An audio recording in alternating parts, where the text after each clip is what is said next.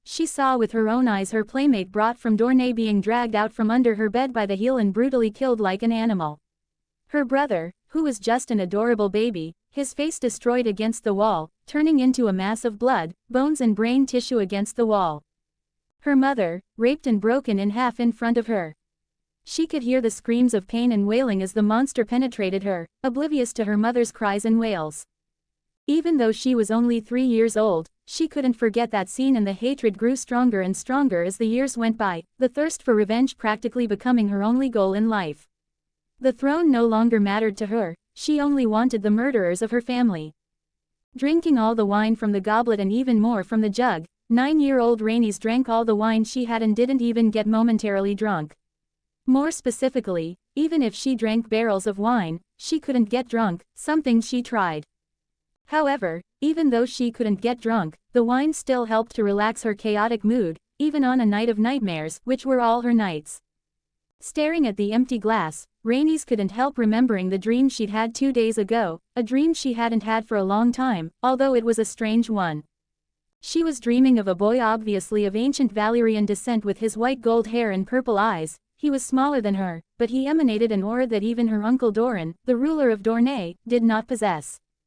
However, the thing that was most striking was his face, a face that resembled her father. Although childlike, she could recognize her father's features in the child's face. The other thing that caught her eye was the obvious discontent on his face, looking at her. "Stop invading my dreams, you cheeky sand dragon," he said, and before she could say anything, she found herself thrown out of the dream, waking up in the next second. For some reason, his displeased expression made Rhaenys feel funny, and a feeling of joy, which hadn't appeared in her life for many years, welled up in her chest again. Remembering the dream, Rhaenys' lips curved into an amused smile. Even though she knew it was just a dream that her mind had made up to make her feel better, she still enjoyed it very much. It was as if she had a little brother to torment like a real big sister. Staring at the moon, the Princess of Vengeance began to feel sleepy again, and without realizing it, the realm of dreams appeared before her once more. Rhaenys looked to the side and found herself in front of a huge field of blue flowers, winter roses, a rarity in the south of Westeros, but common in the vast, icy and inhospitable lands of the north. "You again." Hearing the childish male voice behind her, Rhaenys turned and saw the same boy as before, looking at her with a displeased expression. Seeing that expression on such an adorable face made Rhaenys laugh, something she hadn't done for a long time. Feeling rebellious in front of the boy, she replied arrogantly, "I'll go wherever I want, that's my dream." "Humph." The boy snorted loudly and spoke with a tone of sarcasm. "I think you're wrong about something. This isn't your dream, it's my dream, you cheeky, invading sand dragon." Rhaenys replied immediately, "I'm proudly a dragon," her voice filled with pride in her Targaryen heritage. "I know you're a dragon, otherwise you wouldn't be able to enter my dream." The boy rolled his eyes and looked at her with contempt, as if he were looking at someone with a mental disability. A look that deeply irritated the Targaryen princess. "You insolent brat." Without hesitation, Rhaenys jumped on top of he, knocking them both into the field of winter roses. "I'll teach you to respect a dragon. Just you." Although pressed by her, the boy again showed a look of contempt, and they both began to fight at that moment, rolling around in the winter roses while exchanging insults considered innocent by many. After some unknown time, Rhaenys fell backwards into the sea of flowers and breathed heavily. She looked over and saw the boy in the same exhausted state as her. Between quick breaths, she spoke. "I won." The boy looked at her with a superior gaze and answered while catching his breath. "I let you win, you cheeky dragon." Rhaenys raised an eyebrow and snorted amusedly at the stubborn expression. "I'm not in a dream, am I?" After a moment in silence, Rhaenys spoke again. She asked with a calm tone, her lilac eyes staring into the purple eyes of the boy next to her. "I told you before, this isn't your dream, it's mine. You invaded it because of our blood connection." The boy replied with a tone as if it were the most obvious thing in the world. The look in his eyes really made her furious again. However, this time, she listened carefully to his words, Rhaenys looking shocked at the boy next to her. Spinning around, she got up and sat on the boy while bringing her face dangerously close to his. The lilac eyes staring into the purple eyes with intensity. "What did you just say?" she asked in a voice that resembled a growl. "What a pity, Princess Rhaenys Targaryen is deaf, what a sorry fate for House Targaryen."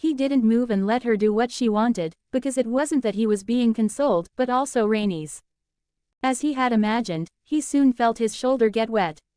Her embrace, instead of loosening, became tighter as time passed, as if Rhaenys feared that everything around her would disappear in a dream, which, in a way, it really was.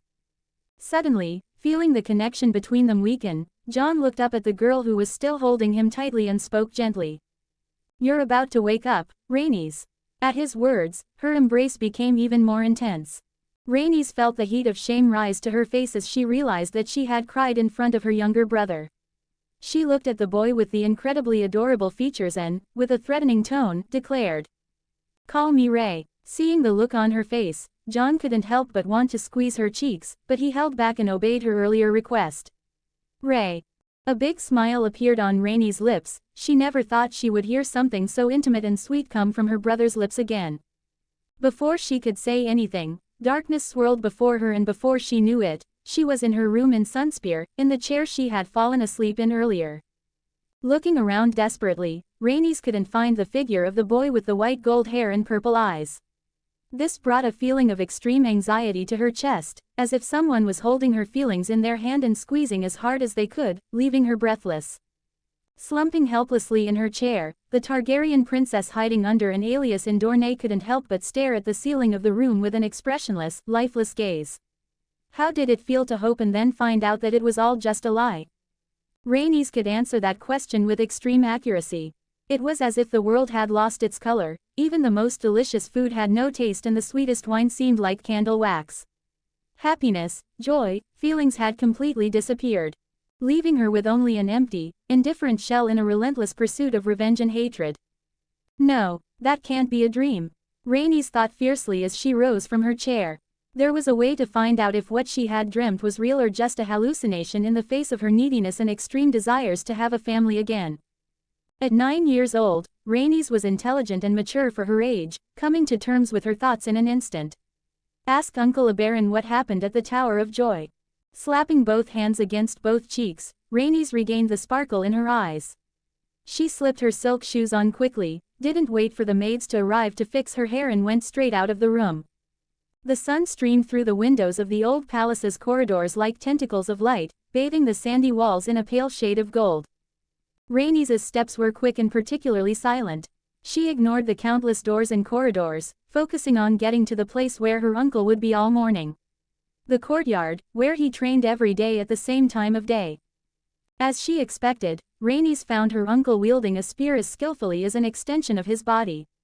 The spear could suddenly change direction and arc through the air, like a snake striking its prey. His movements weren't pretty, they were deadly and precise. Prince Oberyn has the characteristics of a salty Dornish.